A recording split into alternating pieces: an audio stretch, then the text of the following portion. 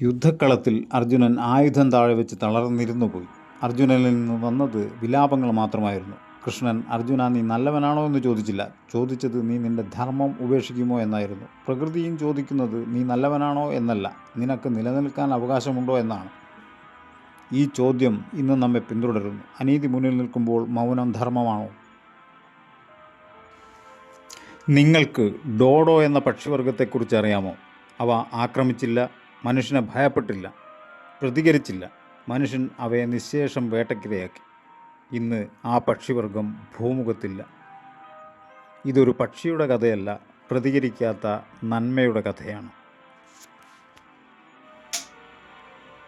ബുദ്ധൻ പറഞ്ഞു, അക്രമത്തിൻ്റെ മൂലകാരണം മനസ്സിലാണ്. തൃഷ്ണ, ഭയം, അഹം എന്നിവ മാറിയാൽ മനുഷ്യൻ മാറും. ഇത് വ്യക്തിക്ക് വേണ്ടി ശരിയാണ്. പക്ഷെ ഒരു സമൂഹം ആക്രമിക്കപ്പെടുമ്പോൾ ധ്യാനം മാത്രം മതിയോ?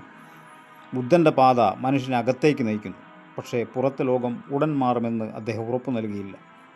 ഗാന്ധി അഹിംസയെ ഒരു ധാർമ്മിക മൂല്യമായി മാത്രമല്ല, ഒരു രാഷ്ട്രീയ തന്ത്രമായി ഉപയോഗിച്ചു. ലോകം നോക്കി നിൽക്കുന്ന കാലത്ത് ലജ്ജ അറിയുന്ന അധികാരത്തിന് മുമ്പിൽ അഹിംസ പ്രവർത്തിച്ചു. പക്ഷെ ഗാന്ധി തന്നെ പറഞ്ഞു, എല്ലാ സാഹചര്യത്തിലും അഹിംസ പ്രവർത്തിക്കില്ല. രക്തം പരിഹാരമല്ല, യുദ്ധം ലക്ഷ്യമല്ല. പക്ഷേ അനീതിയെ തടയൽ ഉത്തരവാദിത്തമാണ്. ചില സന്ദർഭങ്ങളിൽ മൗനം തന്നെ അനീതിയായി മാറും. ഡോഡോയെ കൊന്നു തീർക്കുമ്പോൾ മനുഷ്യൻ ലജ്ജിച്ചില്ല. ഇപ്പോൾ അർജുനൻ യുദ്ധം ആഗ്രഹിച്ചില്ല, പകരം വിലപിച്ചു. ഈ യുദ്ധം ജയിച്ചാലും എനിക്ക് നഷ്ടവും നിരാശയുമല്ലാതെ മറ്റെന്താണ് കിട്ടുക എന്ന് വിലപിച്ചു. നിനക്കൊന്നും കിട്ടാതിരിക്കാം, പക്ഷേ നീ നിൻ്റെ ധർമ്മം ഉപേക്ഷിച്ചാൽ എല്ലാവർക്കും എല്ലാം നഷ്ടമാകും എന്നാണ് കൃഷ്ണൻ മറുപടി പറഞ്ഞത്. ഇത് ഒരു നിർണായക വഴിത്തിരിവാണ്. യുദ്ധം ലക്ഷ്യമാകരുത്, രക്തം പരിഹാരമാവരുത്. പക്ഷേ അനീതിയെ തടയൽ ഉത്തരവാദിത്തമാണ്.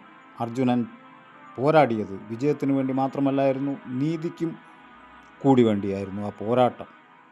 ഡോഡോ പാവം പക്ഷിവർഗമായിരുന്നു, പക്ഷേ അവ പകരം വയ്ക്കാൻ ഒന്നുപോലുമില്ലാതെ മണ്ണടിഞ്ഞു പോയി. ബുദ്ധനെയും ഗാന്ധിയെയും നിഷേധിക്കുന്നില്ല, പക്ഷേ രക്തം പരിഹാരമല്ല എങ്കിലും ചില സന്ദർഭങ്ങളിൽ മൗനം തന്നെ അനീതിയായി മാറും. ഇതൊരാഹ്വാനമല്ല, ചോദ്യം മാത്രം.